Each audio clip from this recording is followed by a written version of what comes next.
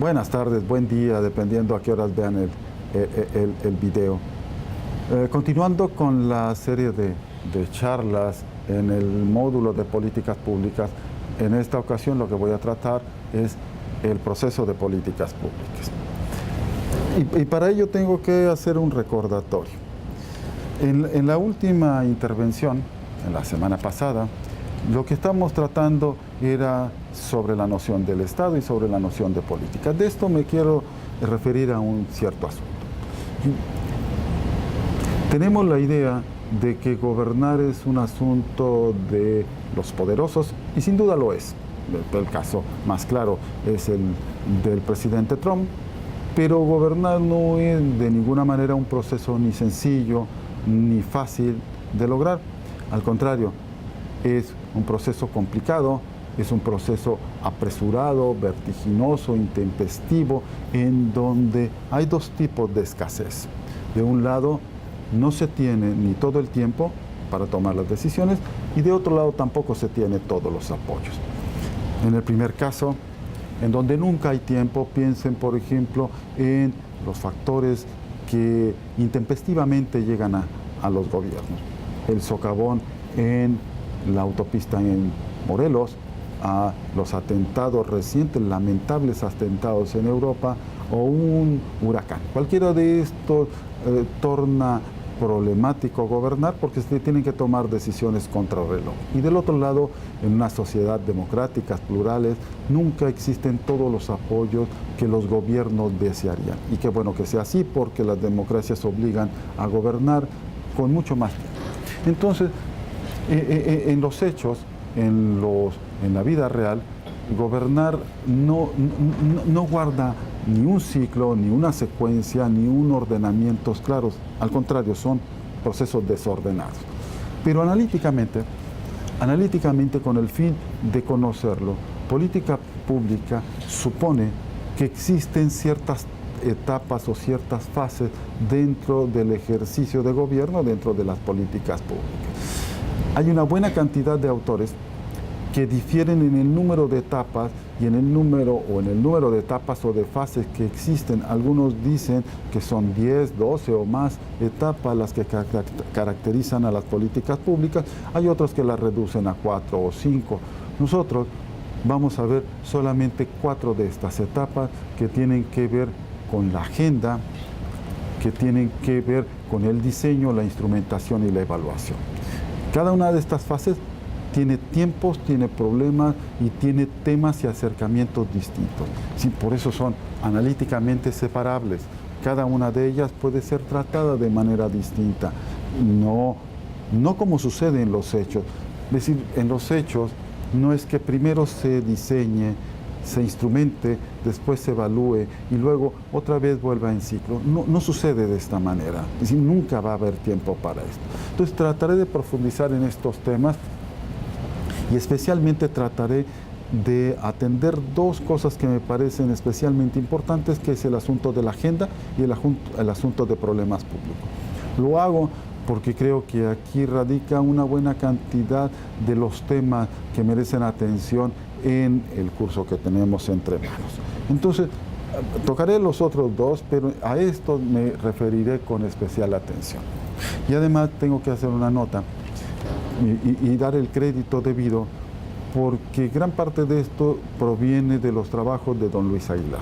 Es decir, sus compilaciones de la década de los 90 son compilaciones excepcionalmente buenas, excepcionalmente ordenadas sobre el ciclo de políticas, y convendría que en algún momento se acercaran a la lectura del maestro Luis Aguilar.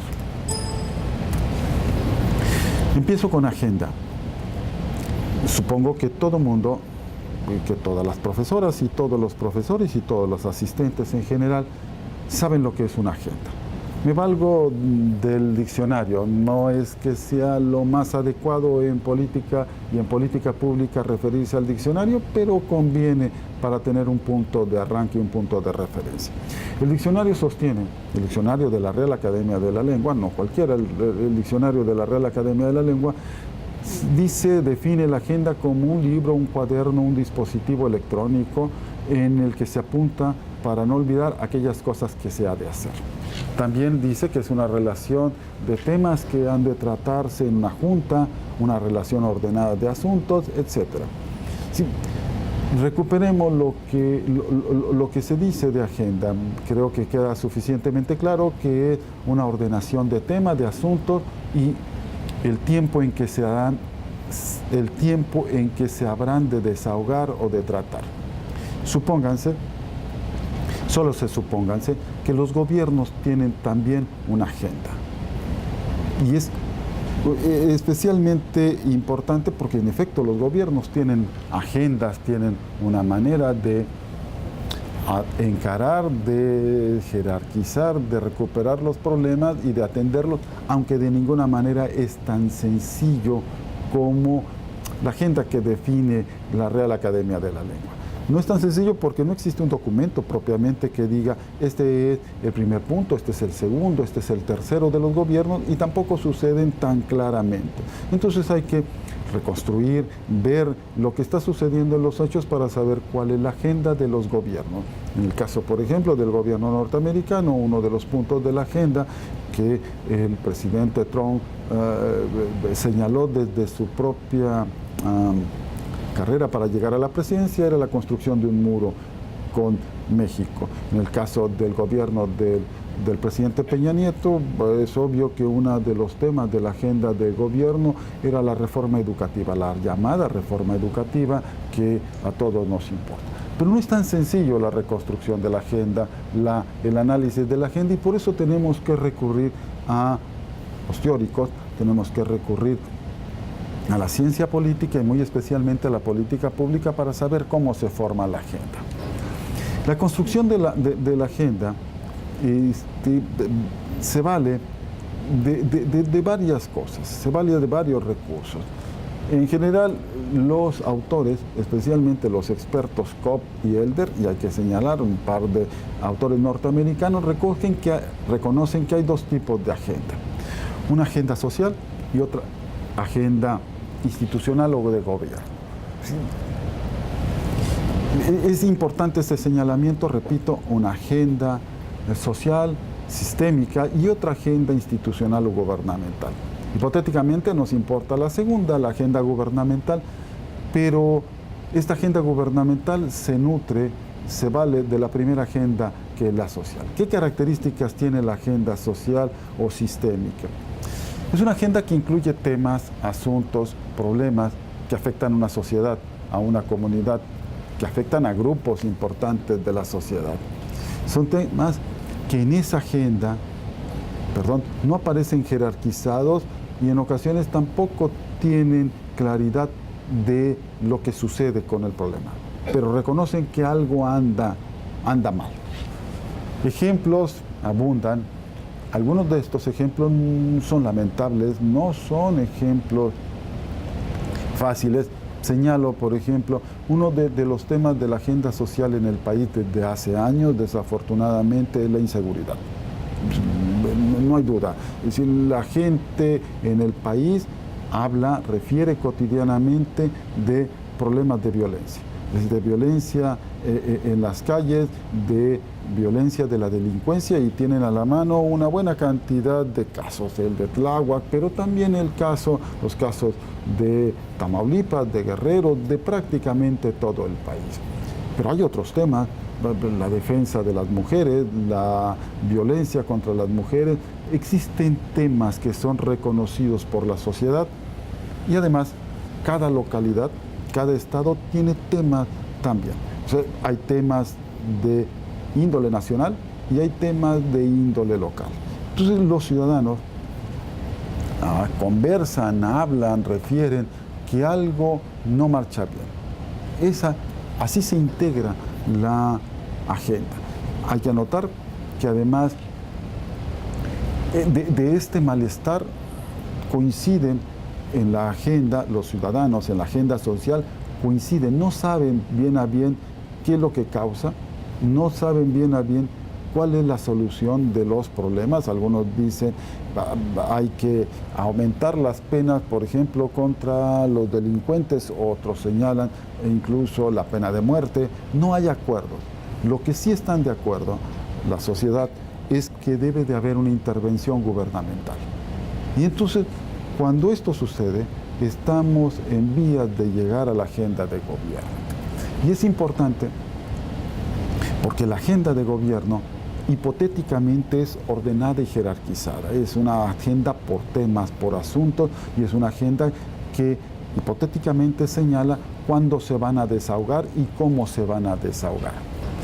Pero hay factores que favorecen que los gobiernos atiendan ciertos temas. Si los gobiernos no se va como si se procediera al mercado o a cualquier otro sitio en donde se van echando en una canasta o en una bolsa los temas que se van a atender. Es mucho más complicado la formación de la agenda de gobierno. Intervienen una cantidad de factores que son importantes. Por ejemplo, es probable que la procedencia de los gobernantes, la procedencia política, la ideología política de los gobernantes favorezca unos temas y relegue otros.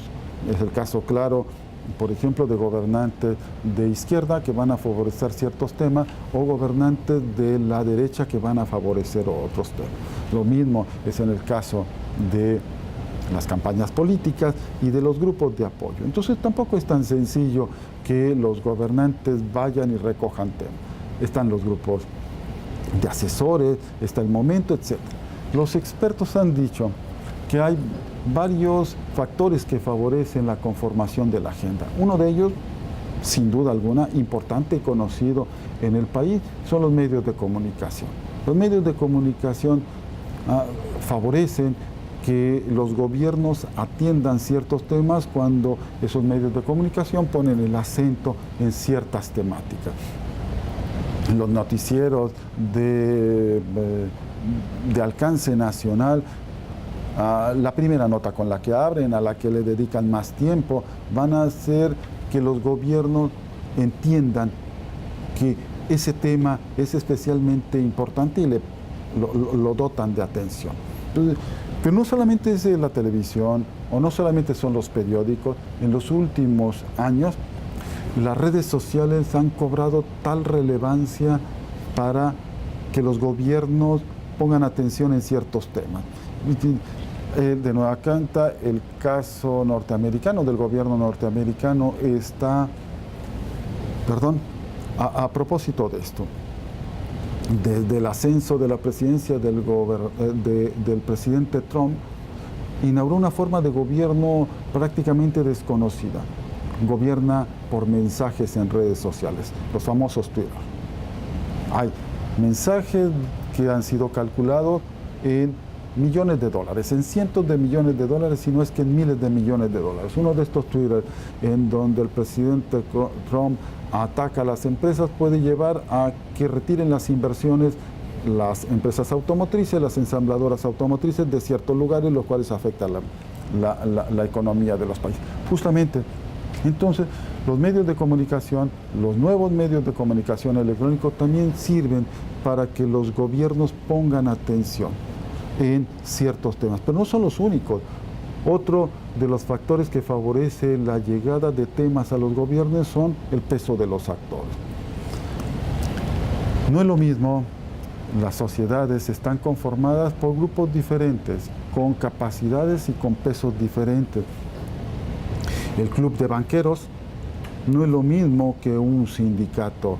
Por más importante que sea el sindicato, un sindicato de una empresa, no es lo mismo, tienen capacidades distintas y este peso de los actores puede lograr filtrar temas a la agenda del gobierno de manera distinta. Los empresarios, los grandes empresarios, no tienen las mismas capacidades que los ciudadanos de a pie que ni siquiera tienen organizaciones. Ese es uno, es otro, pero hay más, las redes de expertos.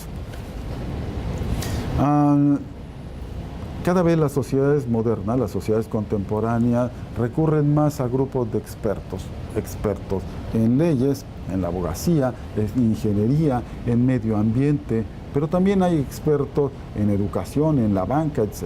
Esos son los expertos que a través de sus organizaciones o barras pueden llegar a filtrar temas en la agenda de gobierno. Entonces, la agenda de gobierno de ninguna manera es un asunto ni transparente, como decía la Real Academia de la Lengua, en donde uno va anotando los temas, los pendientes, los asuntos que tenga que desahogar, sino es mucho más complicado, en donde actores diversos, con pesos distintos, con capacidades distintas, logran filtrar. Piensen, por ejemplo, cómo se filtra en la agenda de gobierno del presidente Peña Nieto, cómo se filtra la reforma educativa, quién la propone, de dónde viene. Es un buen ejemplo para ver la conformación de la agenda. Pero esa es una parte de las decisiones de gobierno y de política pública. Una vez que un problema ha llamado la atención y que ha sido recuperado por los gobiernos, viene el delicadísimo asunto de definir cómo se atiende, de entender qué se entiende por problema público. Sí, resultaría obvio que el problema público atiende grandes números de población, eso es lo que dijimos en nuestra intervención anterior, pero no es tan sencillo. O sea, más allá de lo público, más allá de que intervengan grupos, etcétera, está justamente la naturaleza del problema. Y la naturaleza del problema público es, el profesor Luis Aguilar dice atinadamente, acertadamente dice que los problemas públicos son construcciones. Y tiene toda la razón. No existe el problema como tal. Existe algo, pero no existe como el problema como tal. Piensen de nueva cuenta en nuestro ejemplo de la reforma educativa. La baja calidad de la educación en México es un problema, es un asunto de niños desnutridos que no tienen capacidades suficientes para estudiar, es un problema de escuelas inhabilitadas, es un problema de infraestructura, es un problema de financiamiento, o es un problema, como lo entiende la reforma educativa, es un problema de los profesores y de la evaluación de los profesores. Ese es uno de los mejores ejemplos que viene a mi cabeza en este momento, pero hay cientos de más. Es la naturaleza de los problemas, cómo entender el problema público. Y hay una construcción de esto. Los gobiernos entienden y en su manera de comprender los problemas están dando la solución al mismo tiempo. Si el problema de la educación es un problema de los profesores, entonces la solución es la capacitación, primero la evaluación y luego la capacitación de los profesores. Pero lo mismo está en el gobierno norteamericano. El problema de la caída en la economía norteamericana, de la aparente caída de la economía norteamericana, está en las empresas transnacionales, está en la globalización, está en los mexicanos, y entonces hay que poner un muro para que los mexicanos dejen de cruzar la frontera o de que las empresas norteamericanas vuelvan a instalar sus plantas en territorio norteamericano. Esos son los asuntos que trata la agenda de gobierno y son los asuntos que trata la naturaleza del problema público. Entonces, el problema público se construye y de la mano de don Luis Aguilar habrá que decir que no todos los problemas públicos tienen solución. O sea, depende de cómo se entiendan y depende también de cómo se conceptualicen y de cómo se comprendan y de las capacidades que tengan los gobiernos para atender. Dejando a un lado, no dejando a un lado, pero tratando de ir más allá del asunto del problema público, supongamos en el ciclo de políticas que ya tenemos el problema, que la agenda está completa y que entonces ahora es momento de actuar. Si fuera así el hecho, entonces si ya tenemos el problema, revisemos para proceder a las acciones. Y entonces los gobiernos tendrían que revisar lo que disponen, tendrían que revisar el personal que tienen, tendrían que revisar el financiamiento, etcétera, etcétera, y el tiempo, sobre todo el tiempo, que es escaso. Los gobiernos no disponen de todo el tiempo, lo decía hace un rato, ahora lo apunto con más precisión. En el caso de nuestro país, el tiempo que tienen los gobernantes son 6 años, en el caso de la presidencia y de las gubernaturas. Menos años en las presidencias municipales, en el caso de Estados Unidos son 4 años con posibilidad para reelegir. En esos años tienen que hacer las acciones, no hay más, no hay mañana, no hay el año siguiente, es un tiempo limitado. Y entonces, si revisan los límites de tiempo, los límites de recursos, y entonces uno podría entender que pueden pasar a los hechos. Y pasan a los hechos, en efecto. Pero la instrumentación, llegar a los hechos, abre una cantidad increíble de nuevos problemas, de nuevos desafíos para que se logren las políticas públicas. Hay obstáculos, hay impedimentos de muy diversa naturaleza. Señalo solamente algunos de ellos. Puede ser que las acciones de gobierno no tengan claridad en lo que persiguen, esto es, en los objetivos. Y puede ser que los objetivos se presten a interpretaciones diversas. Puede ser que los distintos niveles de gobierno entiendan cosas distintas de la acción gubernamental. Puede ser que gobernantes en el gobierno federal tengan una orientación distinta, ideológica, pertenezcan a un partido distinto que los gobernadores.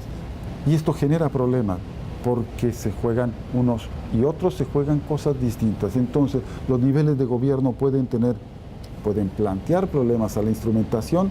En el nivel federal, en el nivel estatal o municipal, pueden plantear problemas. No pueden, de hecho, plantean problemas a la instrumentación, ya sea con intereses o con lógicas distintas. El problema puede ser en los recursos humanos o puede ser en el financiamiento, que en ambos casos son limitados, lo cual entorpece la instrumentación, o puede ser la incomprensión, el desconocimiento de los ciudadanos y de lo que los gobiernos pretenden.